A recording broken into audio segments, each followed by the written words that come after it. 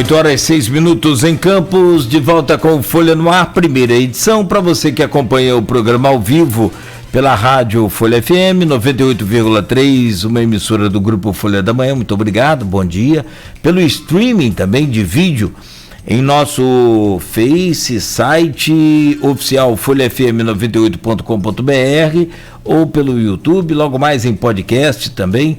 Muito obrigado, seja bem-vindo, seja bem-vinda para você que chegou agora e para quem está desde cedo aí nos acompanhando, novamente nosso agradecimento. Oferecimento dos laboratórios Plínio Bacelar e Clínica Proteus. Eu volto com o Arnaldo Neto e hoje o programa tem o prazer de receber a secretária Heloísa Landim, que é da Secretaria de Envelhecimento Saudável e Ativo de Campos. Arnaldo.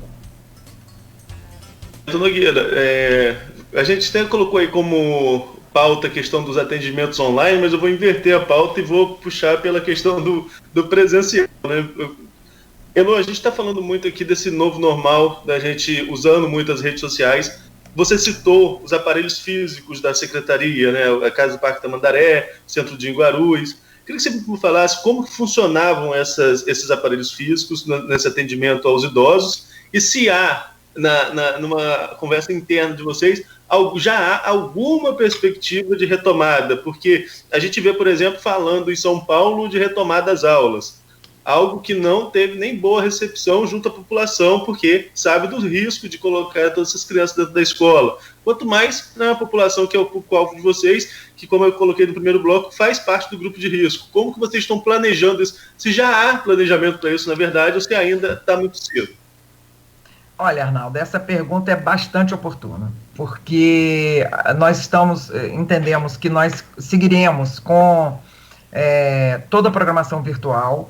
É um momento de extremamente delicado para a população idosa. Nossa população que frequenta as casas de convivência, além de idosos, eles têm comorbidades, são em sua maioria diabéticos, hipertensos, obesos muitas vezes, e tem outras, vamos dizer assim, patologias que ampliam e agravam um possível quadro de contaminação.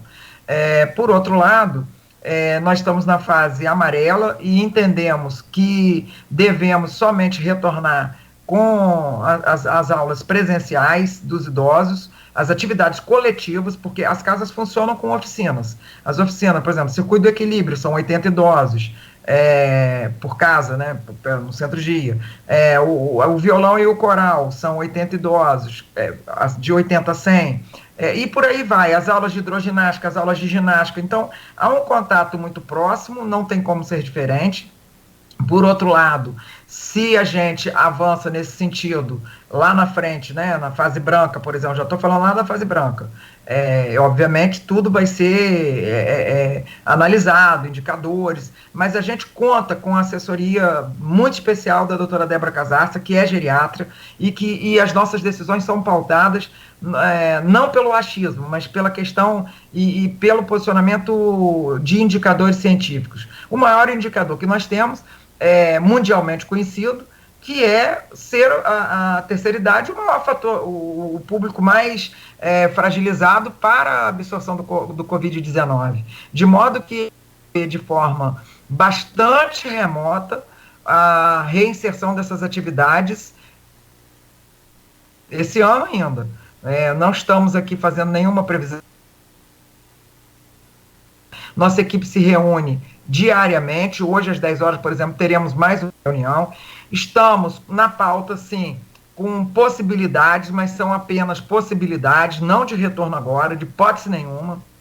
Seria uma irresponsabilidade nossa enquanto governo, mas nós vemos que há uma adesão muito positiva da programação nas redes, e, principalmente, nesse momento, nós precisamos preservar a vida. Essa é uma atitude de respeito ao idoso. Nós não podemos colocar a população idosa num risco de vida cada vez maior, porque eu digo cada vez maior, porque o idoso já tem esse risco de vida, né? É um risco natural. À medida que você vai envelhecendo, você vai perdendo, por exemplo, massa magra, que é o músculo que sustenta você a andar, caminhar, fazer, né, atividades que exijam mais força do seu organismo. A sua imunidade provavelmente vai diminuir. E todas essas questões têm que ser levadas em consideração. Além do que, atividades coletivas, elas são extremamente considerados como vetores, né, e potencializadoras da transmissão do vírus. De modo que a gente acompanha o planejamento mas com essa atenção especial aos idosos e suas atividades coletivas. De modo que todas as casas funcionam e sempre funcionaram desde 2017 com as atividades de grupo, que é o que a gente chama de atividades coletivas, aulas de ginástica, aula de hidroginástica, curso de teatro, oficinas de violão, de informática, e mesmo em espaços abertos, a gente não é tão grande que você possa, por exemplo, dizer que o risco é mínimo, né? Beleza, a gente tá encerrando agora, Elô, né, essa programação do Junho Violeta. Você até falou que hoje tem uma live às 19 horas, depois você pode até dar mais detalhes durante a resposta, mas e para o próximo mês? Porque você está falando, né, a se pensar bem no futuro, a gente não sabe quando vai voltar isso. É a mesma realidade das escolas, por exemplo, que eu coloquei aqui na pergunta anterior. Mas para o próximo mês tem algum projeto específico que vocês vão desenvolver, também vinculado a lives? O que está sendo preparado pela Secretaria para o mês de julho, junto a esse público-alvo idoso? Nós temos aí, já a partir de semana que vem, lives com os próprios idosos, assistidos por nós, idosos do grupo de teatro, idosos do coral, idosos da atividade física, e também uma programação voltada para a saúde preventiva, onde nós estaremos com a doutora Débora e com outros parceiros e colaboradores nossos que atuam diretamente na saúde preventiva, nas casas de convivência, trazendo para os idosos dicas de saúde. Essa interface é muito importante com as diversas áreas, porque o ser humano, ele não é separado físico da mente, né?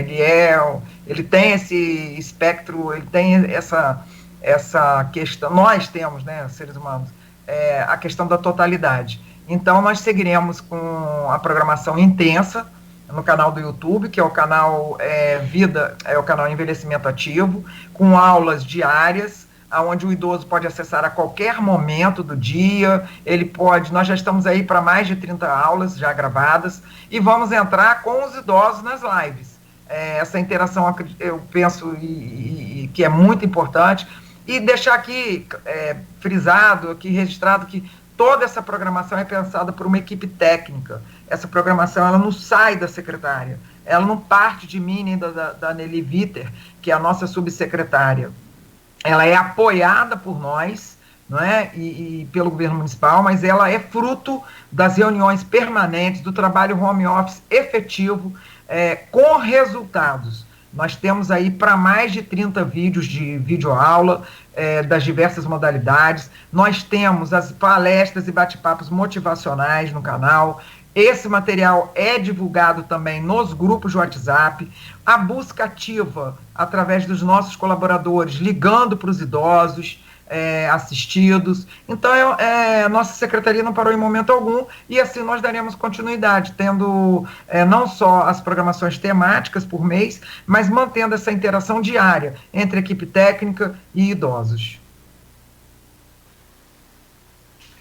Certo, mas aí esse mês de julho, Lu, é uma programação específica? Vocês criaram um projeto específico para o mês? No mês de julho nós estamos lançando podcast com dicas de saúde, com dicas para o idoso acessar a internet. E o podcast é curtinho, né? No máximo 3, 4 minutos. E uma coisa que eu acho interessante, Arnaldo, é o seguinte: vai ser um mês totalmente dedicado à saúde preventiva, né, voltada para o Covid, onde nós vamos poder abordar, por exemplo, com a doutora Débora, as questões de higiene, as questões de saúde preventiva em casa, quando o idoso recebe um familiar seu que foi ao banco, que foi, por exemplo, ao supermercado, que são ações essenciais do dia a dia, a gente não pode deixar de fazer essas ações também, como proceder, né, para a recepção, por exemplo, quando você pede alimentos no supermercado, né, no delivery, ou, enfim, então a gente está pautando essa programação nesse sentido,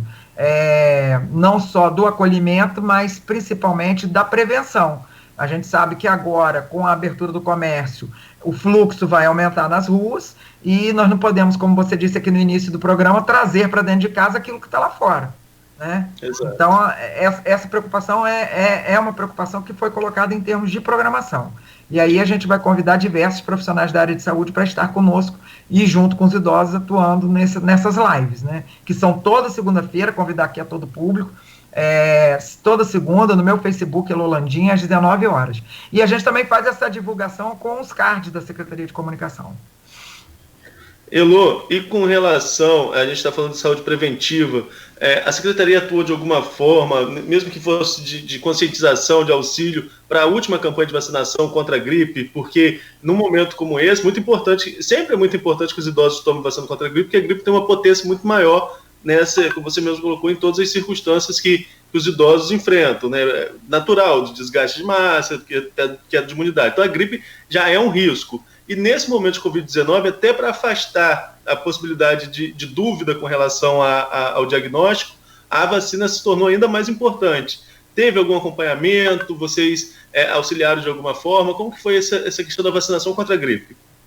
Sem dúvida, Arnaldo. A vacinação da gripe, inclusive, sempre teve nas nossas casas de convivência. No início, antes do primeiro decreto municipal mesmo, nós fizemos vacinação na casa de travessão, que foi escolhida, direcionada pela Secretaria de Saúde, né? E nós abrimos para fazer essa vacinação. Depois houve um fluxo muito grande, foi levada para o PH de travessão a vacinação, mas nós sempre fizemos essas campanhas educativas e desde 2017, quando nós inserimos na rede de proteção social para o envelhecimento saudável e ativo a caderneta de saúde do idoso, que é um elemento importante, fundamental para esse acompanhamento, não havia em Campos essa utilização maciça, havia, inclusive, eu tive que ir a Brasília, ao Ministério, sentar lá com a diretoria de saúde do idoso, para que Campos pudesse retomar a distribuição dessa caderneta, e através da caderneta e das nossas ações educativas e ações estimuladoras para essa questão da vacinação, houve um aumento de procura, porque havia aquele mito, né, se eu me vacinar eu vou me gripar, sempre houve, né, eu acho que isso é da população, mas ao longo dos anos, de 2017, 2018, 2019 e ainda em 2020, todo esse estímulo foi feito através de palestras, workshops, bate-papo, nos consultórios, né, e na utilização da caderneta, porque a caderneta traz informações preventivas para a população idosa. Então, a prefeitura se utilizou dos canais de comunicação da prefeitura, site, vídeos estimulando, e houve, os indicadores demonstram que houve uma participação de doses de vacina muito maior do que eu acho que em outros anos, talvez até pela própria presença da pandemia aí, né? Houve aí o drive-thru, que facilitou bastante o acesso da população idosa. Então, aqui vai o nosso agradecimento também à Secretaria de Saúde, no sentido de ter facilitado, de ter criado estratégias para alcançar cada vez mais essa população. Houve inclusive, vacinação nas ILPIs, que são os asilos, né? A gente fica muito tranquilo quando se trata da saúde do idoso, porque, retorno a dizer, nós temos aí à frente a doutora Débora Casarça, que é uma médica de ponta, e é uma médica que arregaça as mangas, junto com os nossos outros companheiros da saúde, técnicos de enfermagem, enfermeiros, os demais médicos que atendem a terceira idade e que estão hoje realocados no combate ao Covid, nesse sentido, não só de cuidar daquilo que já foi absorvido pelo idoso, as comorbidades, como eu falei aqui, a gente tem estatísticas nas casas de convivência do número de idosos com comorbidades, hipertensão, diabetes, obesidade, sedentarismo, mas também na sua ação preventiva, com palestras, bate-papos, e essas lives estão sendo muito importantes nesse sentido também. Nogueira. Pois é, eu gostaria de entrar numa seara aí que às vezes as pessoas têm até preocupação em falar, e aí talvez seja mais um motivo para a gente falar disso também, Arnaldo, se você me permite, Elô, nessa questão sexual, o sexo na terceira idade. Como é que a secretaria trabalha? Porque você fala muito em exercício, fala muito em atividade e tal, só que a gente sabe muito bem que praticar exercício aumenta a nossa testosterona, entre outras coisas, né? E, consequentemente, é evidente que isso tem resultados aí bacanas com relação a a parte sexual. Como é que a secretaria atua nessa área e se a demanda é grande também sobre isso? Olha, Nogueira, a gente tem um estreitamento muito grande, até pessoal, com a Fátima Castro, que é aí fundadora e presidente da Casa Irmãos da Solidariedade, é uma pessoa bastante próxima a mim, é uma amiga muito querida, e desde 2017 a gente vem com essa preocupação, não, até porque depois do advento do Viagra, se potencializou muito o acesso a novas tecnologias para estimulação sexual.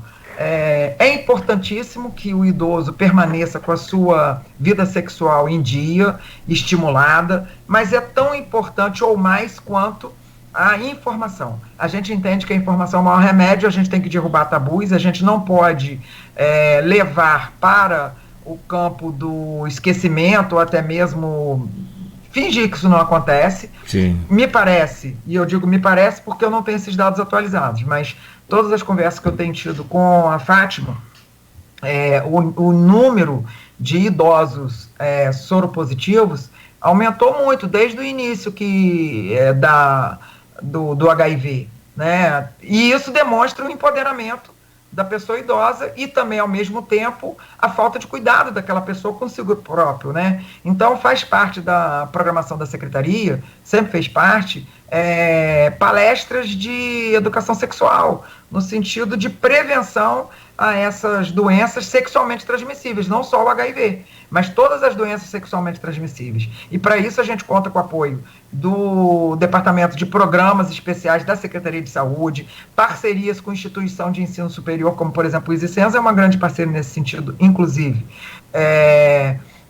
Parcerias internas com o nosso corpo técnico da área de saúde, diversos enfermeiros, médicos, que não esperam o mês por exemplo, do Outubro Rosa, não esperam o mês do Novembro Azul, mas é cotidiano. E é em cima desses temas, Arnaldo, que a gente pretende seguir com a programação. O que nós não podemos fazer em momento algum é colocar nossos idosos, a população idosa, num risco maior do que aquele que ele já vem sofrendo, mesmo estando dentro de casa. E esse risco é entendido por nós como abrir casas de convivência para qualquer tipo de ação, em detrimento, vamos dizer assim, de que essa fragilidade seja cada vez mais ampliada. Então, a gente entende que esse é um momento de nós nos reinventarmos. Como você disse, é um novo normal. E esse novo normal começou para a Secretaria de Envelhecimento em março, quando, antes do primeiro decreto, e a gente tem vídeos aí gravados por nós, por nossa subsecretária, por mim, por nossos técnicos, já falando para os idosos dos canais que a gente utilizaria naquele momento, e estimulando que eles utilizassem esses canais. Agora, quero fazer aqui um apelo aos familiares dos idosos, aqueles que estão nos ouvindo, aqueles jovens, adolescentes, que são netos, sobrinhos, vizinhos, e aos filhos dos idosos, que eles mantenham seus idosos, mesmo sem o contato físico, com videochamadas, com telefonemas diários, estimulando seus idosos a participarem, a utilizarem, por exemplo, diversos canais, como a gente comentou aqui no início, de TV que eram pagas e que abriram seus canais para acesso gratuito, mas principalmente esse fortalecimento de vínculo primário que é com a família.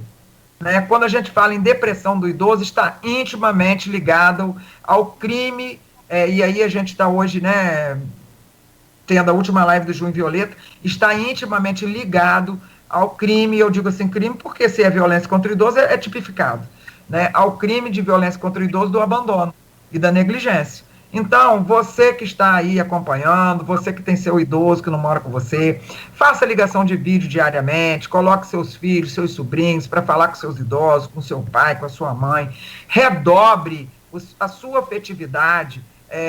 E também eu deixo uma pergunta, aqueles idosos que têm parentes que moram em outras cidades, que têm parentes que moram em outros estados, que têm parentes que moram até no exterior, eles não têm o contato físico permanente, mas eles devem e podem estimular os seus familiares a esse contato virtual, que é tão importante nesse momento, né, que faz toda a diferença nesse momento.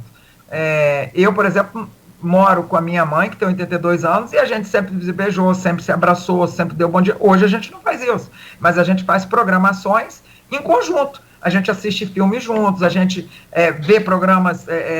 minha mãe utiliza o canal do YouTube para fazer ginástica, né?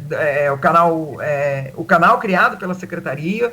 Então a gente entende que é um momento onde o principal remédio é a participação dos familiares nessas chamadas de vídeo, nesse contato permanente e principalmente é a atuação da nossa secretaria chegando mais próxima do idoso através das ligações de busca ativa, que eu quero mandar um abraço especial para a Marisa, para a Heloísa Spala, para nossas coordenadoras do Centro Dia do Idoso, a gerente Ângela, para Juliana Sudré, que está aqui nos acompanhando, Marisa também está nos acompanhando aqui ao vivo, para a Aline Nogueira, para nossa equipe técnica toda, a Dilson lá de Conselheiro Josino, Silvana de Travessão, Juliana de Dores de Macabu, que estão incessantemente mantendo contato com os idosos e trazendo demandas para a gente quando o nível de demanda da área de saúde foi baixíssimo, que chegou até nós, até porque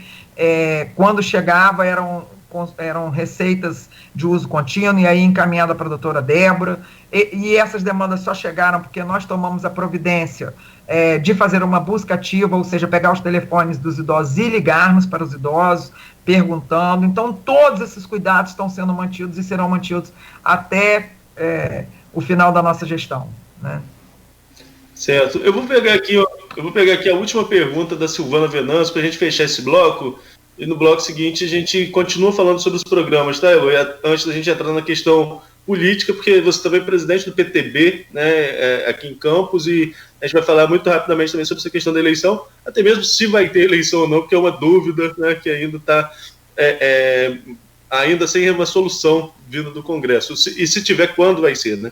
Mas aqui a Silvana, ela deixou mais uma pergunta, Silvana Venâncio, ela deixou aqui: muitas vezes pensamos que o suicídio é mais para jovens, mas com o recente caso da morte do ator Flávio Migliaccio, né, a pronúncia não lembro agora, deu-se esse alerta, deu-se esse alerta. Como é feito o trabalho de vocês em divulgar mais essas questões dentro dos programas do Junho Violeta? Olha, a questão do abandono familiar é uma questão extremamente grave.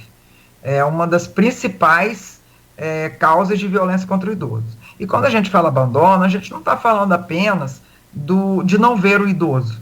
A gente está falando de deixar o idoso de lado. Tem um termo muito utilizado, e aí a gente tem que fazer uma reflexão. Quando a gente diz aposentado, antropologicamente a gente remete esse termo aos aposentos. Então, aquela pessoa que antigamente se aposentava, ela ficava sem uma atividade diária, permanente, sem uma rotina, sem contato com outras pessoas, porque ela retornava ao seu aposento, né? Ela voltava e ficava ali. O que ocorre é o seguinte: desde o momento da implantação da rede de proteção social, o objetivo principal é o empoderamento da pessoa idosa. E esse empoderamento é tirá-lo de casa, sim, é trazê-lo para um universo onde ele, junto com outros idosos e com pessoas até mais jovens do que ele, possa dar sentido à sua vida. Nesse momento de pandemia, nós não temos assim, nenhum indicador do aumento de índices de suicídio por parte dos idosos. E mesmo antes, aqui na cidade, a gente não tinha esse indicador.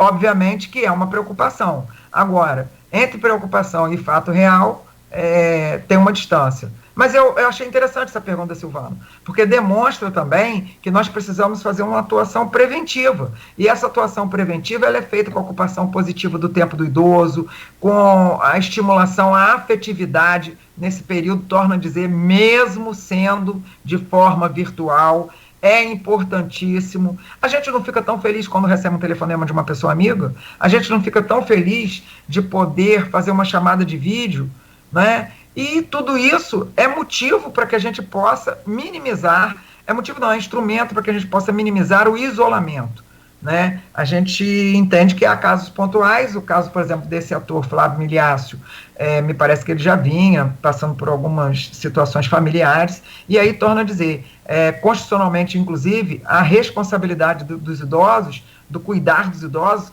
é em primeiro lugar da família e depois do Estado. Então, que a gente possa, através da sensibilização de todas as famílias aqui em Campos, que a gente possa estabelecer esse pacto, que é um pacto de cuidado permanente, inclusive nesse período de pandemia. Não vamos entender o cuidado apenas como cuidado para não contrair a doença, mas principalmente o cuidado afetivo. Então, ligue para o seu idoso, mantenha um canal de comunicação permanente com ele, diariamente, e coloque seus sobrinhos, seus netos, seus filhos para manter esse contato, que é importantíssimo. O idoso se sente valorizado, o idoso se sente incluído, e isso é a principal arma contra o abandono. Perfeito. Arnaldo, podemos fazer o intervalo? Tem mais alguma pergunta do grupo ou do Face aí que você... Não, vamos no intervalo. No próximo bloco a gente continua falando sobre as ações e fecha com a questão política, como a gente tinha combinado.